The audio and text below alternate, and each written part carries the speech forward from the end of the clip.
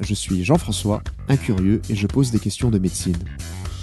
Bonjour, je suis Diane de la Clergerie, je suis médecin, et le plus important pour moi, c'est de pouvoir aborder ici tous les sujets de santé sans aucun jugement. Elle est présente naturellement dans le café qu'on boit le matin ou à la pause avec les collègues, dans certaines boissons gazeuses aussi, comme une célèbre boisson américaine, dans les boissons énergisantes ou encore dans le thé, je parle bien entendu de la caféine. Près de 8 Français sur 10 en ont consommé sur les 3 derniers mois, selon une étude Statista pour l'année 2022, ce qui en fait la boisson chaude la plus consommée au niveau national.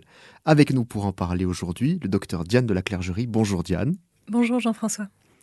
Donc Diane, nous sommes ensemble pour le premier épisode de notre podcast de J'ai une question de docteur pour parler donc de la caféine. Et une première question me vient tout de suite à l'esprit. Qu'est-ce que la caféine? C'est quoi? C'est un nutriment? Alors, la caféine, c'est un composé chimique que l'on retrouve de manière naturelle dans certains aliments, en l'occurrence dans les grains de café, mais aussi par exemple dans les fèves de cacao. Ou alors on peut en trouver de manière synthétique dans certaines boissons, compléments alimentaires. En tout cas, elle n'est pas considérée comme un nutriment. D'accord. Et alors, du coup, la caféine et la théine, c'est la même chose? Tout à fait. La caféine et la théine correspondent à la même molécule. Simplement, la théine, de par ses propriétés, a une absorption qui est retardée par rapport à celle de la caféine, ce qui fait qu'on n'obtient pas le même coup de fouet. En tout cas, pour les deux, il s'agit bien de produits avant tout naturels. Donc, des produits naturels. Et pour la caféine, est-ce que tu peux nous... Enfin, ou est-ce que pour la caféine et la théine, tu peux nous parler de leurs principaux effets? Oui, alors il y a les effets les plus connus, comme l'effet excitant par exemple, qui permet de lutter contre la fatigue grâce à la stimulation du système nerveux. On a aussi les effets laxatifs et diurétiques. Et puis, on a aussi l'effet de tachycardie. C'est l'accélération de la fréquence cardiaque.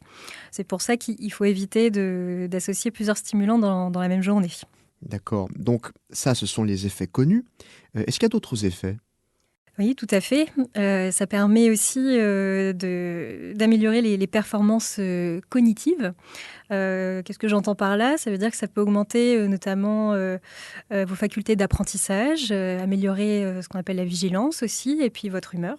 Ça peut aussi augmenter l'effet de certains traitements antalgiques, comme le paracétamol.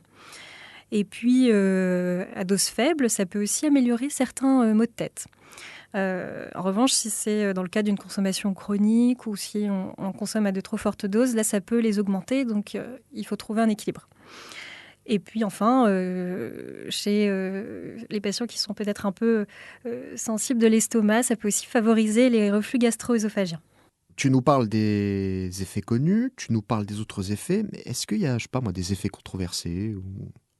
Oui, notamment celui des performances sportives.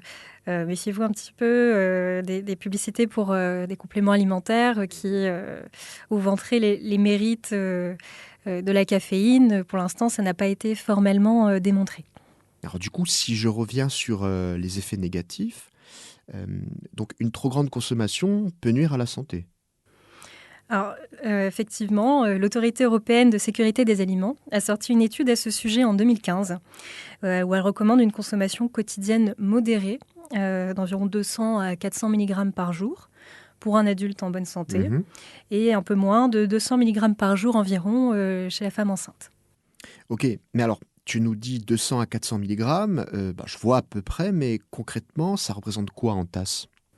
Alors, ça reste approximatif, bien sûr, puisque déterminer le taux de caféine exact dans une tasse n'est pas toujours évident. Mais on peut compter environ 100 mg de caféine pour une tasse de café filtre. Un petit peu moins pour un espresso, environ 80 mg. Et on peut dire que ça correspond à peu près à entre 3 et 5 tasses par jour. Maintenant, on a aussi le même taux de caféine dans une canette de boisson énergisante, par exemple. Et on en a aussi, mais un peu moins, dans une tasse de thé noir, ou une canette de coca, ou encore une barre de chocolat noir, par exemple. Là, on aura à peu près 30 mg de caféine. Mais moi moi je suis quand même un gros buveur. Je bois beaucoup de café par jour, mais si je dépasse, disons, 5 tasses par jour, qu'est-ce que je risque?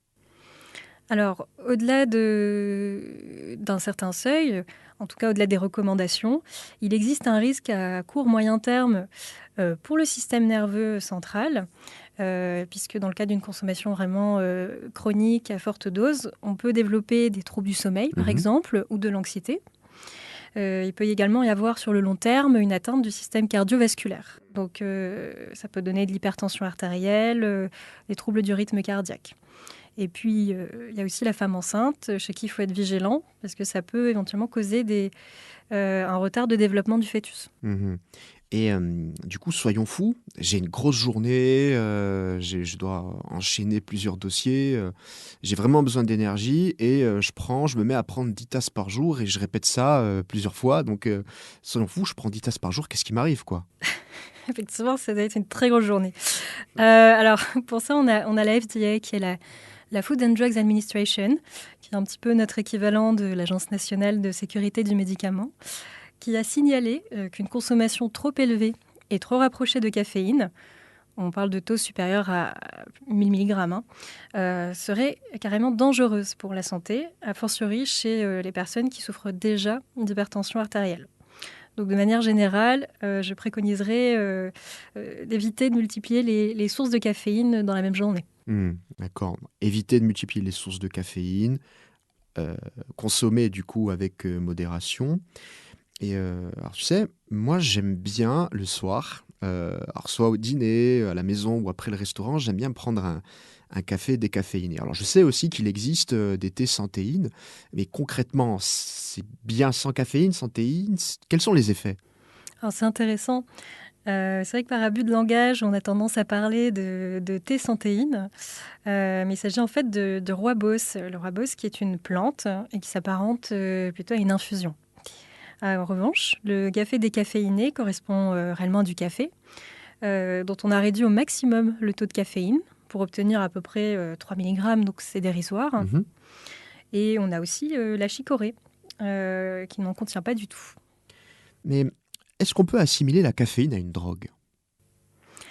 Alors, je comprends qu'on puisse se poser la question, effectivement, puisque dans le cas d'une consommation quotidienne de caféine, on peut développer une forme de dépendance. Mhm. Et puis, si on arrête brutalement du jour au lendemain, on peut aussi présenter des petits signes de sevrage, tels que de la fatigue ou des maux de tête, par exemple. Néanmoins, la caféine n'est pas une drogue, elle n'est pas considérée comme telle, et puis consommée modérément, elle peut même avoir de nombreux effets bénéfiques sur la santé. Donc le café n'est pas une drogue. Merci Diane. Et une dernière question avant de conclure. Tu souhaiterais nous parler des liens entre la maladie d'Alzheimer et la caféine? Tout à fait. Il y a une étude qui est très intéressante menée dans les Hauts-de-France depuis 2021 chez des patients atteints de maladie d'Alzheimer, où on compare ceux qui consomment quotidiennement de la caféine versus ceux qui n'en consomment pas du tout. Pourquoi? Parce qu'il y a eu notamment une étude menée antérieurement sur des souris qui mimait la maladie d'Alzheimer et chez qui la consommation de caféine avait permis de ralentir la maladie d'Alzheimer. Donc en tout cas, c'est très prometteur et on attend les résultats avec impatience. Eh bien, Diane, merci beaucoup pour toutes ces précieuses réponses. On se retrouve au prochain épisode qui sera consacré à la drogue. Et une petite phrase pour conclure cet épisode consacré à la caféine. Comme disait le médecin et philosophe du XVIe siècle Paracelse, c'est la dose qui fait le poison. Bonne journée à tous.